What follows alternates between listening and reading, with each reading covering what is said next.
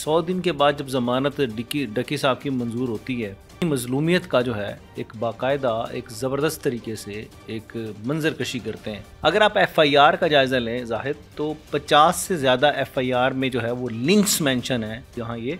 Promotions कर रहा है उन गेमिंग ऐप्स की। आप गेमिंग ऐप्स उनकी बैटिंग ऐप्स को और गेमिंग ऐप्स को जो है प्रमोट कर रहे हैं। वो उसमें अगर आप देख लें, बगौर जायज़ा लें, तो ज़ाहिर बात है कि 10 से 20 हज़ार डॉलर जो है वो हर प्रमोशंस के अगेंस्ट वो चार्ज करता रहा। सरफराज के ख़िलाफ़ जो NCCIA का एडिशनल डायरेक्टर है और वो पूरी 6 रुकनी टीम जो इन्वेस्टिगेशन कर रही थी,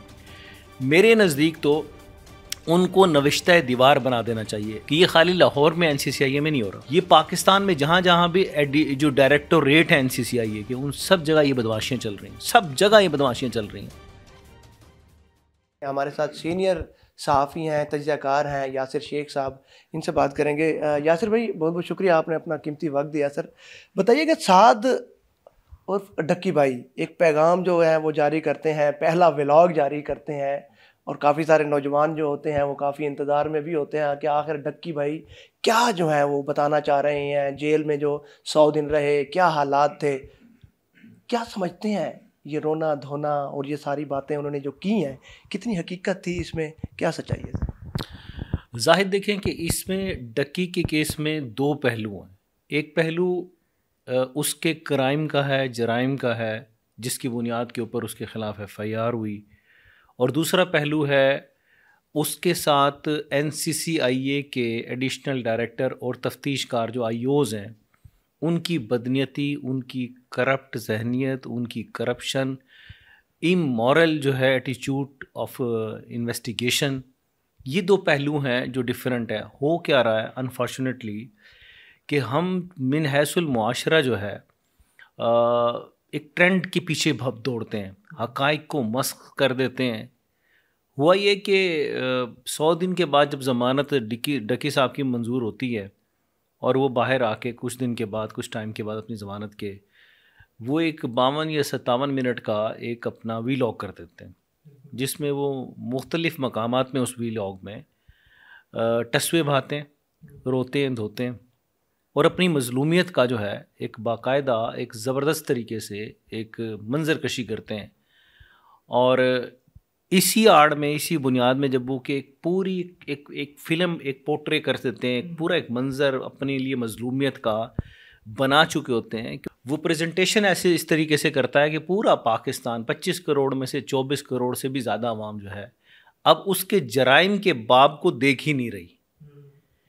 उसके उन जराइम के जिसने पूरी एक नस्ल को तबाह व बर्बाद करके रख दिया, एक ऐसे जराइम की दास्तान की जिसकी बुनियाद में पाकिस्तान के अंदर बैटिंग ऐप्स, जुआ ऐप्स, गेमिंग ऐप्स मुतारिफ हुई, और उसकी बुनियाद पे लाखों करोड़ों अरबों पाकिस्तानी जो है रुपए जो है वो बर्बाद हुए, लोगों की मईशत तबाह हो गई, नौजवान गेमिंग ऐप्स के अंदर अपने पैसे बर्बाद करके झोंक गए। कुछ बन भी गए होंगे, मैं ये नहीं कह रहा हूँ कि वो बिल्कुल मतलब है कि लोग भी ज़ीरो भी हुए होंगे, हीरो भी हुए होंगे, मुआशी तौर पे लोगों के इंटरनेशनल सपोर्ट भी आई होगी, लेकिन वे ऑफ इनकम जो है पाकिस्तान के अंदर वो जुआ डिक्लेयर है, वो पाकिस्तान में illegal transaction of money declare है, यानी कि एक क्राइम के तौर पे डिक्लेयर है जो गेमिंग ऐप्स के ज़रिए आमदन होती है या उसकी प्रमोशन होती है। अगर आप FIR का जायज़ा लें जाहिद, तो 50 से ज़्यादा FIR में जो है वो लिंक्स मेंशन है जहाँ ये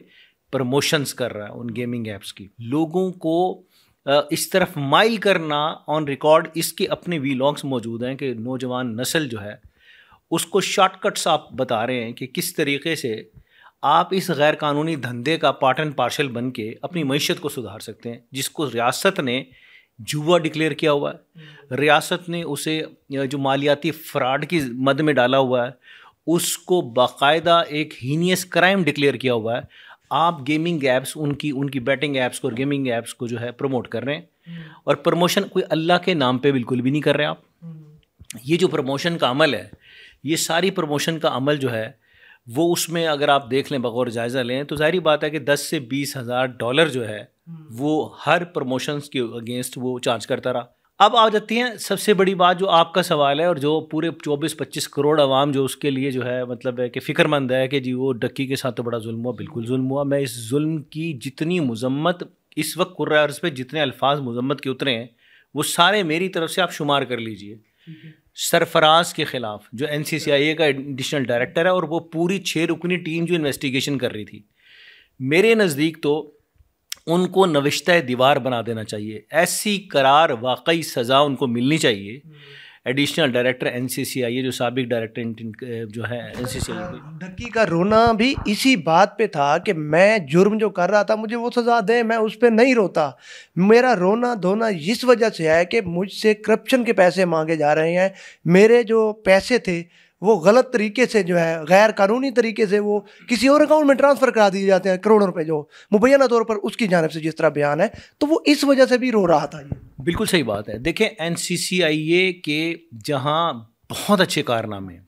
पाकिस्तान के अंदर, साइबर क्राइम को अगर ब्रेक लगी है तो ये मैं और आप दर्जनों स्टोरियाँ कर चुके हैं। साइबर क्राइम NCCIA ने बहुत काम किया, लेकिन अब इन काम कारहाय नुमाया की आड़ के अंदर ये बदमाशियाँ जो एडिशनल डायरेक्टर सरफराज या इस तरीके के पूरे पाकिस्तान में NCCIA के सेटअप्स में चल रही हैं, उनकी तायद नहीं की जा सकती। मामला सिर्फ ये है कि ये खाली लाहौर में NCCIA में नहीं हो रहा,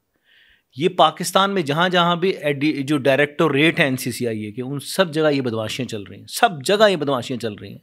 एक्सपोज लाहौर वाला सेटअप हो गया, बदमाशियाँ पूरे पाकिस्तान में NCCIA के जहाँ जहाँ ये सेटअप हैं इसमें चल रहे हैं।